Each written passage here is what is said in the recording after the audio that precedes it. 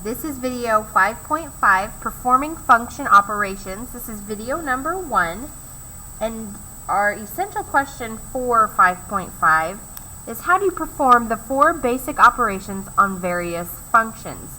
So those basic operations are adding, subtracting, multiplying, and dividing. So let's start off with some core concepts. Okay? These are the operations on functions. So we can do addition, subtraction, multiplication, and division. And this is what we do. Okay? If the notation says f plus g of x, that's taking function f plus function g and adding them together. And when you're adding, it is just combining like terms. Okay? So if function f is 5x and function g is x plus 2, it just collected like terms. It added that 5x to the x. Because it's a plus sign, we can ignore the parentheses. And then it had the plus 2. When it's subtraction, when it says f minus g, you take function f and you subtract function g. So it would be 5 minus all of function g. And because it's a minus, you distribute it to both terms and then collect the like terms. Fg of x is f times g. Okay, so take function f and times all of function g. In this case, you'd have to distribute and get your function. And f divided by g of x is, again, taking function f dividing by function g. Now, things to remember. Our domains, the domains of the sum, difference, product, and quotient, so of all of our operations, consist of the x values that are in the domains of both functions. If x is not in both functions, it is not in the domain. And additionally, the domain of the quotient does not include x values for which g of x equals 0, because you're dividing by g of x, and you can't have a 0 in the denominator. So any x value that would make the denominator 0. Okay. So let's start off by adding, subtracting 2 functions. So let's start with number 1. It tells me function f is 3 square root of x, and function g is 10, or negative 10 square root of x.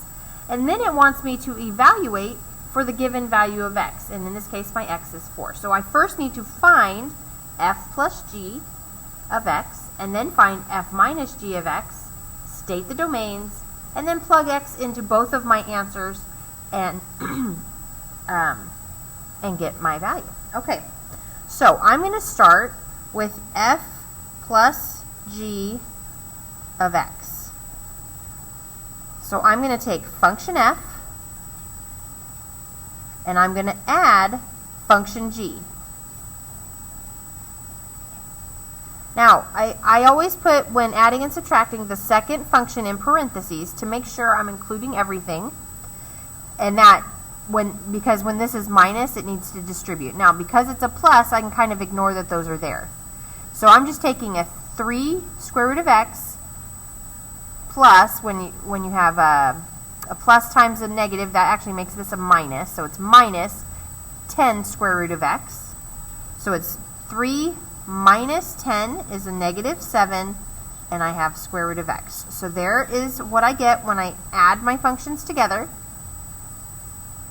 And then it wants me to plug in when x is 4. So I'm just going to go ahead and do that before I even state my domain, okay? So when x equals 4, I take negative 7 times the square root of 4. I just put 4 in for x. Well, that makes negative 7 times 2, and that is negative 14. Okay, and it wants our domain. So if you aren't easily able to see the domain, you can always graph it in your calculator. This is a radical function. It's a square root. And those ones kind of look like that eyebrow where like a square root function goes like this and goes forever that way. But this is negative. So ours is actually going to go down this way. There was no movement left or right or up or down. So this point is at x being 0. So I know my domain is when x is greater than or equal to 0, because it's still going forever to the right. Now, That's how Big Ideas will have it written. Interval notation would be 0 to infinity. Okay, so that was for adding. We needed all of these things. Okay, those three things. Now for subtracting, so I'm going to do, this time, f minus g of x. So I have 3 square root of x minus negative 10 square root of x. Now minus a negative, if I get rid of the parentheses, makes plus a positive. Now if I had another term in there, I'd have to distribute the negative to it as well, but I don't. So I can just go on from here. I have a 3 plus a 10 is 13, and then again they both have that square root of x. Now if they didn't have the same radical, you cannot combine them together. That comes from rules that we previously discussed in this chapter. But because the radicals are the same, I can combine them together on these two problems. So I get 13 square root of x. Now, when x is 4, because that's what it wants me to find, I'll end up with 13 times the square root of 4, which is the same thing as saying 13 times 2. So I get 26. Okay, and our domain. Now this function I found is positive square root, so it's going to look like this. It has no shifting left, right, or up or down, so I know that's at 0, so its x is greater than or equal to 0. And again, interval notation is 0 to infinity, and it is a bracket. All right, let's try number 2. And again, I am adding and subtracting. And this time I'm going to kind of keep the adding on one side and the subtracting on the other. Okay, now these ones are a little bit bigger. These are polynomials here. All right, so I'm going to do the f plus g of x right here. Okay, I'm going to do it all underneath here. So I'm going to take all of function f, 3x cubed minus 2x squared plus 5, and I'm going to add all of function g. Now, because I'm adding, I don't have to do those parentheses. So in this case, I'm not going to, but I want to make sure I get all of function g. So it is x cubed minus 3x squared plus 4x minus 2. And we are collecting the like terms. Okay? Well, you start with the highest power, and I have 3x cubed and an x cubed, so that adds up to 4x cubed. Then I have a negative x squared, a negative 2x squared, and a negative 3x squared. That makes negative 5x squared. I have 4x, so a positive 4x.